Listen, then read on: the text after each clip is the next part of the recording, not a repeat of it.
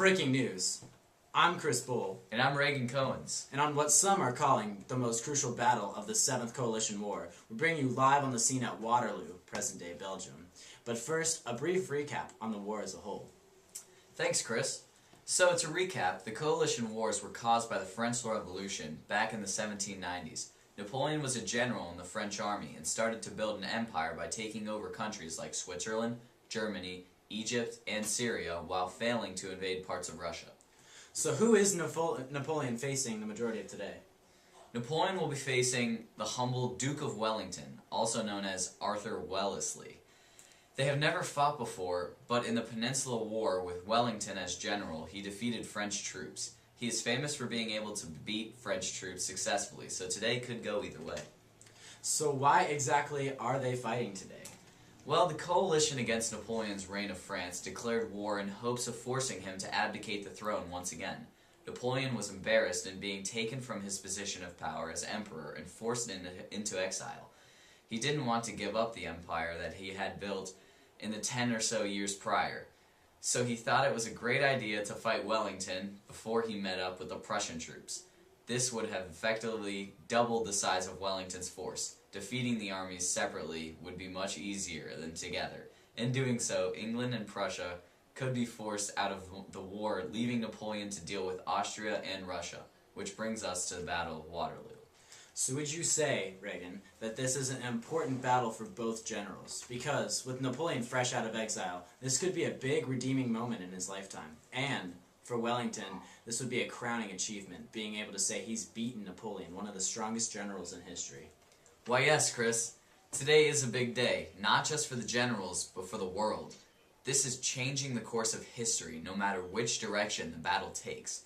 If Napoleon wins, the French Empire will reign again, and the empire will regain strength. If Wellington wins, Napoleon and his army will be forced to retreat and ultimately surrender. Napoleon would be forced into exile once again.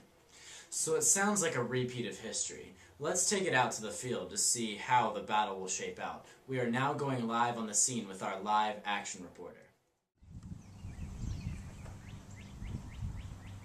Oh, thanks, Chris. So as you know, we're bringing you coverage straight from the field. Both generals have agreed to meet with me for an interview. Let's go find Napoleon, but first we'll try not to get caught up in this massive battle. Oh, hey there, Napoleon. What does it feel like to be out of exile? Care to shed some light on your days in Elba? No comment. Well, alright then. Let's just start with a simple question. How are you today, Napoleon? Not entirely good. I've had some issues with my health the past few days, and my doctor ran out of leeches, so he had to give me a quick prescription. That doesn't sound too good. Do you feel that you can still win the battle? Of course I can still win the battle. And why's that? I can survive purely off the thrill of the battle. I don't even need sleep. So that's it? Could you go into yours and Wellington's tactics a bit more? Well, first off, Wellington is British. Secondly, their tactics are all wrong. Mine are far superior. And what's different about your tactics? Personally, I like to build up the morale in my troops. It's the most crucial part of any battle. If they have the will to fight, they will fight. They will not give up, and they will do their best. Okay. Also, the English walk in straight lines, which makes them far more vulnerable than my forces. They simply use column formation. While I combine both column and line formation, which I call Lorde Mixte. It is truly the greatest battle formation. I'm a little out of the loop on that. What exactly is it? Were you not listening? I combine both column and line formation. Instead of having just columns of soldiers or just lines of soldiers, I have both. I designed it to effectively take out infantry. Anything else? Did I mention he was British? You did, yes. All right. Well, I want to thank you for this interview, gentlemen. Back to you guys. Thanks, Chris. Powerful stuff. Powerful stuff. I heard you also got an interview with Wellington, Chris. Well, yes. Well, I'm about to. Let me go find him.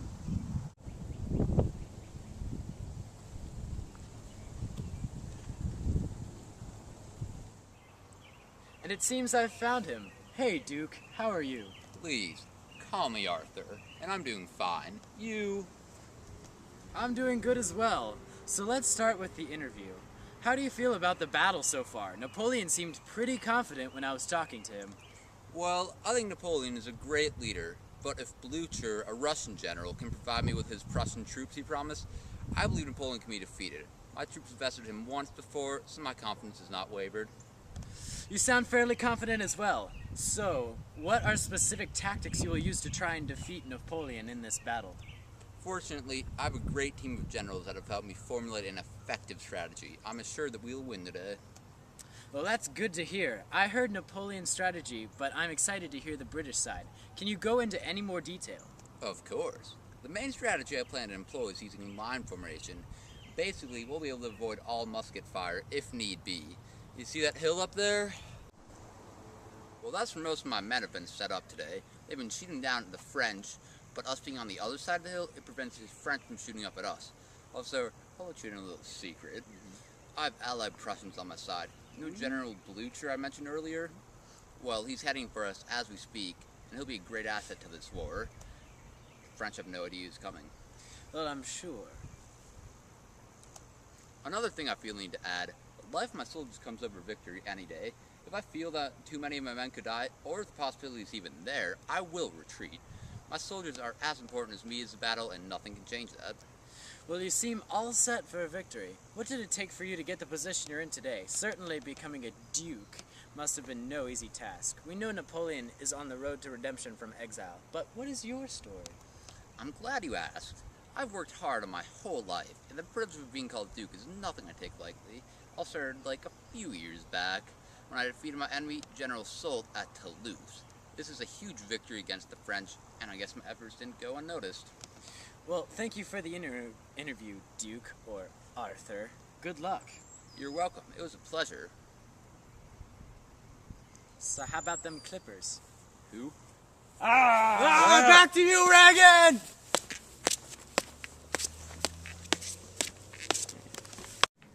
A fair and balanced look at both generals. I heard Wellington sleeps in the same bunks as his troops, a truly humbling man. And Napoleon is, well, Napoleon. In other news, there's been a carriage crash in southern France, killing 11 people. Wait, Reagan, hang on, Reagan. We're getting breaking news. The battle has ended, which in turn has ended the war. The results are coming in as we speak, and I'm hearing that Wellington has won. Napoleon has been defeated by him today. Apparently Napoleon's fatal move was his uncertainty in sending his elite troops. That would have been the final blow to Wellington. Fortunately, the battle and the war have been tipped in Wellington's favor. Apparently the coalition and the French people are forcing him back into exile. That does not sound fun. This seems like it could be the end of the French aggression once and for all, with their greatest leader being banished not once, but twice. And I'm getting word that several small British raids against French outposts have already started. It looks like they're determined to end French rule, and it seems Waterloo was the tipping point in all of this. And the numbers are in. A sad 15,000 dead and wounded for Wellington, and 25,000 wounded, dead, or taken prisoner for Napoleon. Those are unfortunately high numbers, and I'm sure Wellington is mourning his army by now, but hopefully celebrating his victory as well. I hope we are nearing the end. 30 years of constant war in Europe. And create a lasting peace between British and French people. It's been a history-making day, but that's all for tonight. This is KVWN Channel 4 News. Stay classy.